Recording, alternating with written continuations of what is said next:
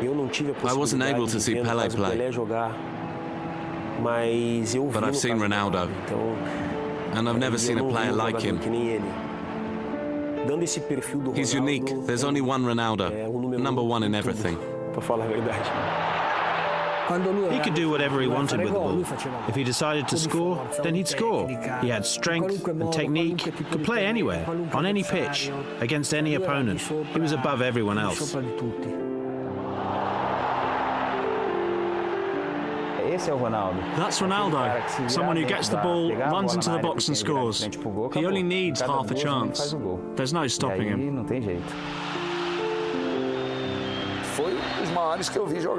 He was one of the best players I've ever seen. Truly a phenomenon.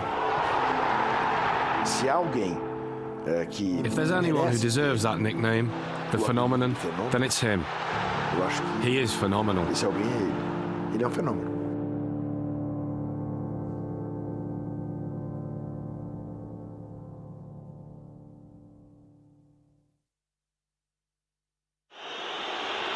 AC Milan against Livorno, February 2008. The Rossoneri were on the attack and Brazil legend Ronaldo was the target. The star striker was grounded by a seemingly innocuous challenge, but he'd ruptured ligaments in his left knee, the third such injury of his career. It looked like the end, the latest and perhaps final setback of an injury-ravaged career. But this was Ronaldo. O fenômeno é The phenomenon is the best example I've ever seen of an athlete making an incredible comeback against all the odds.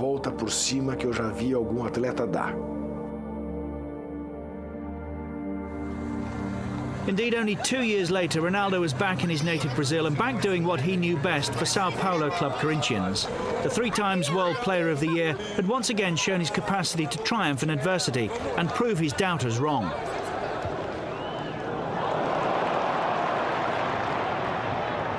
Not for the first time in a glittering 15-year career, Ronaldo was back.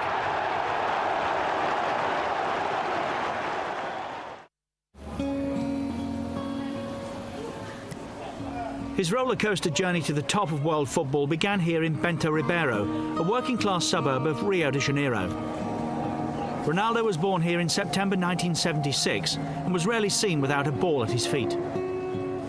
Era muito levado, muito bagunceiro, terrível. He was very naughty, very playful, terrible. But right from a young age, he loved playing football. Football was already in his blood. Ser jogador. Indoor five-a-side, or futsal as it's known in Brazil, was his first love, and it was here at his local club Valqueire that he first caught the eye.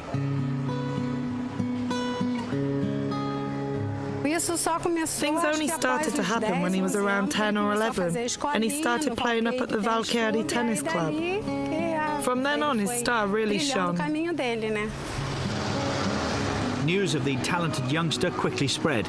He was soon invited to play for Social Ramos Club, a larger and better organised club in Rio's northern suburbs. Tall, quick and skillful, Ronaldo possessed all the attributes for a potential star.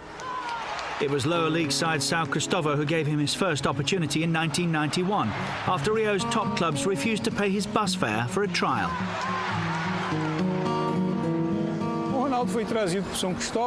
Ronaldo was brought here because of the ability he'd been showing primarily at futsal, at the Social Ramos Club where he'd really stood out. His main qualities were his pace, dribbling at speed, and when the ball came to him, he already knew what he was going to do. 44 goals in under 2 years ensured his stay at the club would be short-lived. To the surprise of many, though, his next move was to Cruzeiro, a first-division team based 340 kilometres away from Rio. In December 1992, I said, "We've sent a boy to Cruzeiro who's going to be Brazil's next striker. He'll play in the '98 World Cup." They asked the name, and I said, "Ronaldo."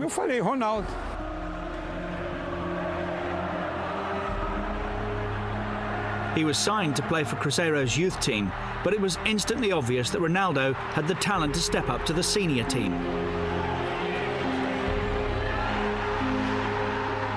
The first time I saw him play was at Cruzeiro. He was still a kid, just 16 or 17 years old. It was in a game where he ended up scoring 5 goals. And from that point on, he showed he was truly a phenomenon in the way he moved on the pitch and the way he scored goals.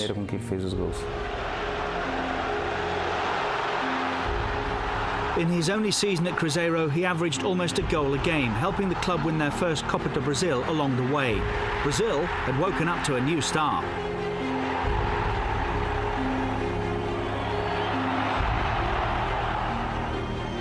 Você percebe, isso aí é diferente dos outros. You can just see it, how someone's different to other players. Acho que não tem isso com o Kaká. Someone like Kaká doesn't have it. He's a great player, but he doesn't have that streak of genius, something that sets him apart. Ronaldo had it at Cruzeiro. He had it. O Ronaldinho tinha no Cruzeiro. Já tinha. At just 17, he was already being compared to the great Pelé. And just as Pelé had been called up to play in the 1958 World Cup at the same age, Ronaldo was included in Brazil's World Cup squad in 1994.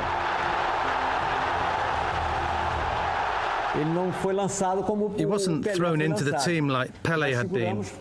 We held him back because we had a good team and some good players, so we decided to keep him for later. This missed penalty by Italy's Roberto Baggio gave Brazil their first World Cup victory in 24 years.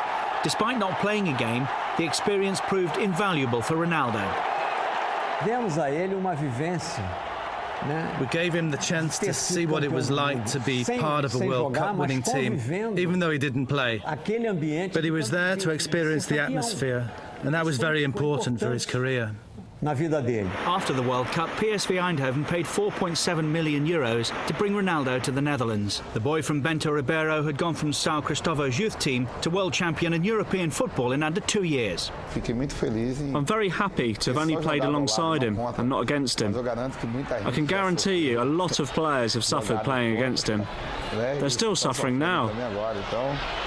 I'm just happy to have helped him score, both at PSV and with Brazil.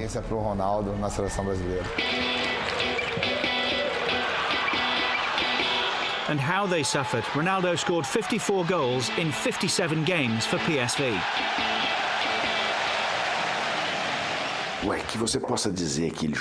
The period in which he really played football, and I mean really played, was from the beginning in Cruzeiro through to when he moved to Holland, and then the move from Holland to Spain. After 2 years in Holland, Ronaldo was on the move again. It wasn't a surprise that a club of Barcelona's stature won the race for his signature. But few could have expected what was to come next. This is a guy, of course, who had come from Holland. No one knew very much about him. He hadn't cost that much money, and he was just phenomenal. The pure ability of Ronaldo was just something else. I mean, you look at his goal scoring record. He scored 34 goals that year. He was scoring goals on his own, game after game. He was just frighteningly good. It was almost like he was too good for the league. In his one season at the Catalan club, he was the Primera Liga top scorer, helping Barcelona to the Copa del Rey, Supercopa de España and the UEFA Cup Winners' Cup. There's a very famous image of a very, very famous goal that Ronaldo scored away at Compostela for Barcelona, and he picked the ball up on the halfway line, and he had about 4 people. I mean, it was like watching Jonah Lomu play rugby. He had players hanging off his shirt, and he would just run through the middle, throwing them off, stop, go through. I think he went around about 6 or 7 players. Bobby Robson, who was the Barcelona coach at the time, standing on the touchline, just scratching his head as if to say, what on earth have I just seen? What the hell has this guy just done?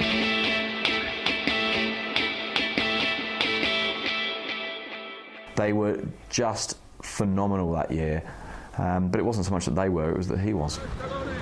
Despite appearing happy and settled in Spain, Ronaldo now expected to be among the club's top earners. Inter Milan's general manager, Sandro Mazzola, was alerted to the situation and decided to test Ronaldo's resolve with a timely phone call. So I got him on the phone, and he said, yes, Inter is a great club. But he was very correct and said, if Barcelona pay me what they owe me, then I'll stay at Barcelona, because I like it here. If not, then I'll leave and see what Inter say.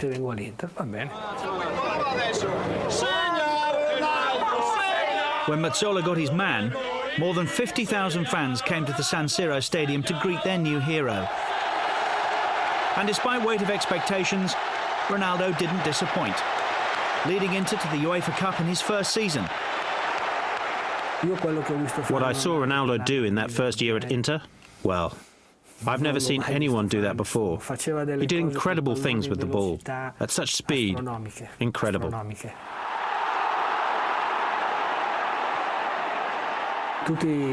Everyone knew that with Ronaldo in the team, we could get to a certain point, and that was winning titles. And while everyone else played their part, he was the icing on the cake. He made the difference. To watch Ronaldo was pure football. How he stopped the ball, how he ran, how he changed direction, what he invented. Voted World Player of the Year in 1996 and 97, Ronaldo was the first megastar of football's modern era. He was ready to explode for Brazil at the 98 World Cup finals. We knew that Ronaldo would be an incredible player. Maybe not a new Pelé, but a great player, and a player Brazil were crying out for back then. And so he came on the scene at exactly the right time. At just 21, he was already central to his country's World Cup aspirations. Brazil legends Mario Zagallo and Zico ran the team, but the 1998 World Cup was all about Ronaldo.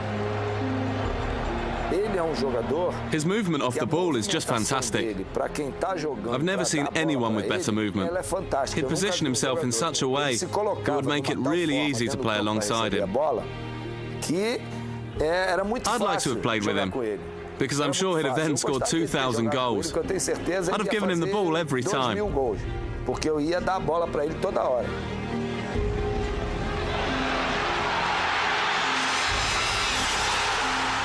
In '98, Ronaldo was in good form, playing well in all the games. He played with a lot of desire, wanted to show that he could become one of the most important players in Brazilian football. Because before Ronaldo, there had been so many great Brazilian strikers. He knew this was his moment. He could really explode onto the scene.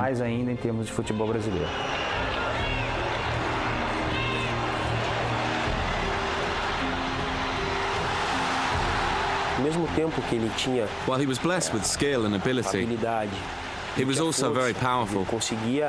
He could glide past players without going down, even though defenders tried to knock him off the ball. So he had this physical strength as well as movement. And that was different to other strikers. Ronaldo scored 4 times for Brazil on the way to the final against France. And now the eyes of the world were on him. Yet on the eve of the game, the young star's world was about to be turned upside down.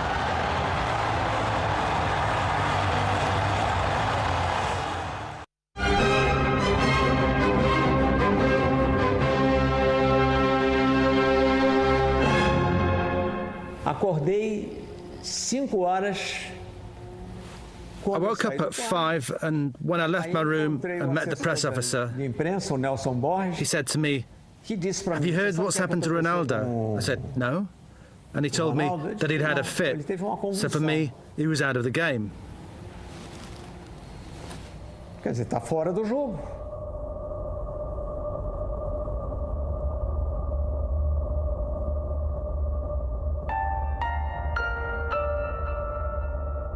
Escalei o Edmundo no lugar So I picked Edmundo in Ronaldo's place and started to go through the tactics with everyone. Falei lá sobre a parte tática.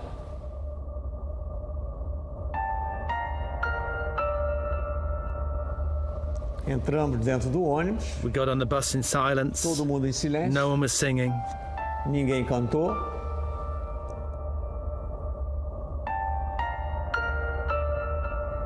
Fomos pro vestiário. We went to the dressing room and the players began to prepare for the game, change and stretch.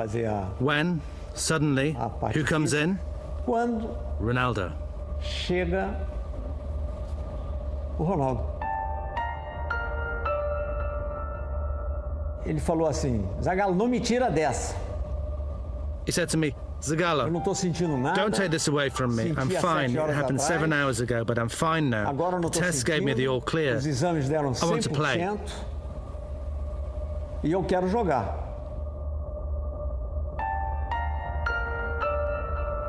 Ronaldo, você sabe o que você está I said, falando? Ronaldo, you don't know what you're saying. Zagallo, And he said, não sou Zagallo, criança. I'm not a Se kid. tivesse alguma coisa, eu If falaria something was pra wrong with você. me, I'd tell you.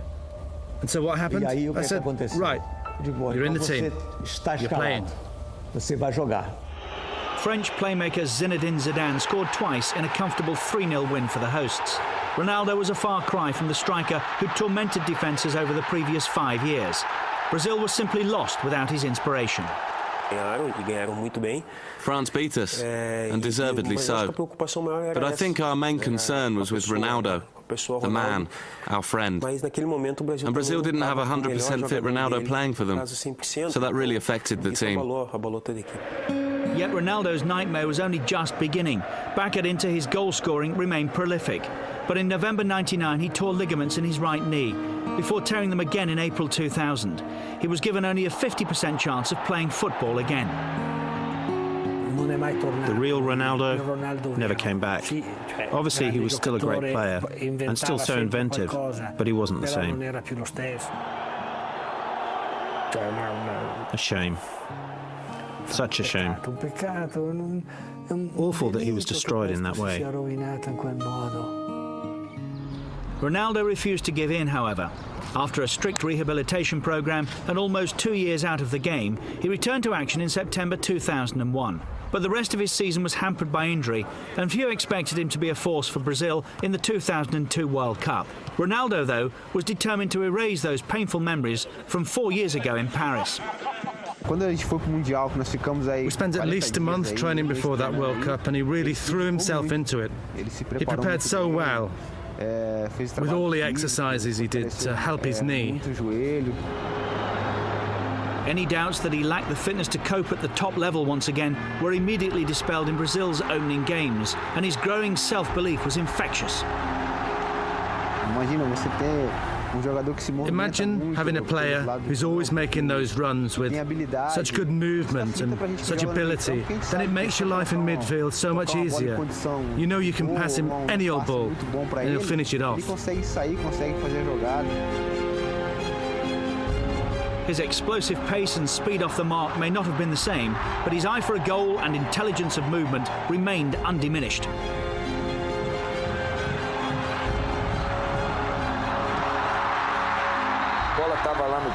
When the ball was with Gilberto Silva or Kleberson or Ronaldinho, Ronaldo would make a run so that if they got the ball to him right then, he'd always be clean through on goal. I'd be shouting at the TV for them to pass him the ball. As Brazil progressed through the tournament, Ronaldo decided to celebrate his return to form with a change of style as well. Yeah, that's just one of his crazy little things. He told us, I'm going to get my hair cut and you'll see how cool I look. And so the next day he turns up with that hairstyle, looking like a nutter. We couldn't believe it. We were saying, are you mad? How can you leave your hair like that? The haircut obviously made a difference. A typical Ronaldo strike was enough to see off Turkey by a single goal in the semi-final. All eyes were on Brazil's number 9 as he prepared to face Germany in the final.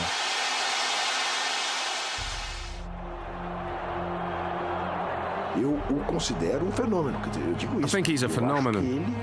I think his comeback is the finest example of someone battling against the odds that I've ever seen. Ever. For this boy to do what he did, after everything he went through, is incredible.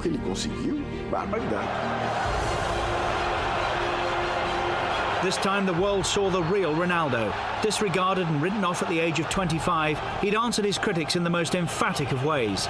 He scored both Brazilian goals in a 2-0 win, ending the tournament as top scorer with 8. The disappointments of the previous 4 years could now be banished to history.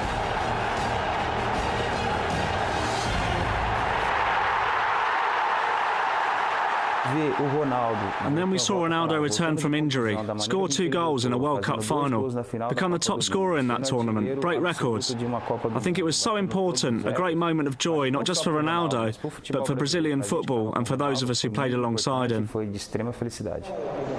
Crowned World Footballer of the Year for a record 3rd time, Ronaldo was hot property once again. After 5 years at Inter, he decided on a new challenge, becoming the latest Galactico at Real Madrid. He was one of those players that Florentino Perez had always loved. But after the World Cup final, how would you get Ronaldo? Especially after he scored 2 goals against Germany. He was one of the best players in the world. But Florentino had to sign him because of the Galactico project. Ronaldo proved himself worthy of his galactic status, coming off the bench to score twice on his debut against Alaves.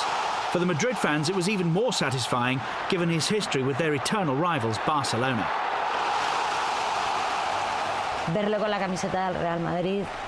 To see him in a Real Madrid shirt was twice the thrill, and obviously a huge statement.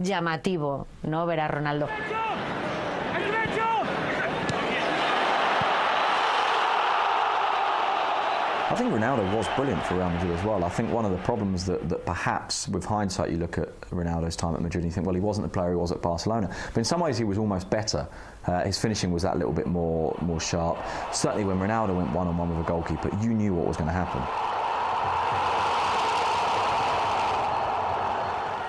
His peak had gone as such, which was sad really, because of his, I think he just had too many knee injuries, so he was excellent when I was there, so God knows what he was like when he was at Barcelona. In 127 games for Real, Ronaldo scored 83 times. He'll perhaps be best remembered, though, at the Madrid club for his role in the destruction of Manchester United in a Champions League quarter-final at Old Trafford. The fact that he scored a hat-trick away at Old Trafford in a huge game, I think, probably was the pinnacle of his career at Madrid. It wasn't like brilliant play from us carving the opposition open, it was down to him.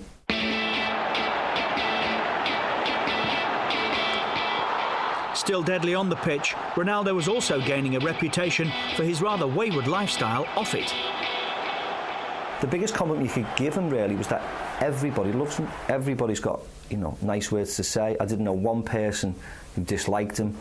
There was a real sense with Ronaldo that while he clearly liked to party, he very famously took the entire squad to Paris for a marriage that never was on Valentine's Day one year, and there was a real sense that kind of derailed the team. Very famously again, he had I think it was his 29th birthday party, and the press were outside his house literally watching coach loads of girls turn up and all his teammates turn up, and there was a big sort of song and dance about it, but he was scoring goals.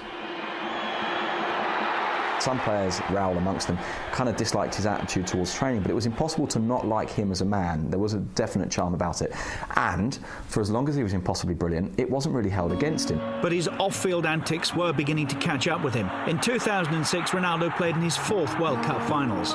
But while he was as clinical as ever in front of goal, he was out of shape and lacking in pace. I think sometimes Ronaldo believed he didn't need to work as hard as the rest of us. He thought that maybe he could do in 2 days training what it took others to learn in 10 days. And usually he could.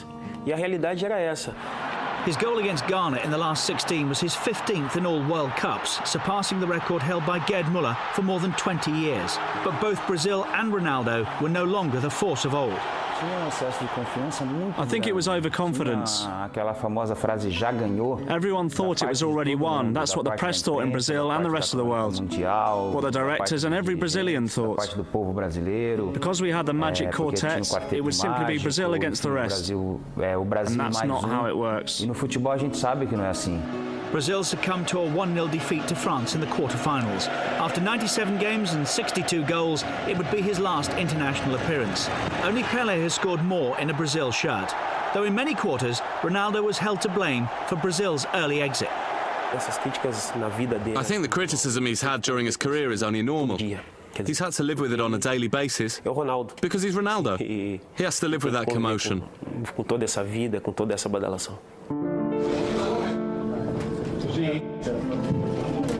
But wherever he's been, Ronaldo has always produced. Ronaldo is only ever criticised for what he does off the pitch. No one can criticise what he does on the pitch. It's impossible to knock him for his football. And despite the continuing goals and the achievements and accolades throughout the years, it's a testament to Ronaldo's ability that there's still a sense of what might have been.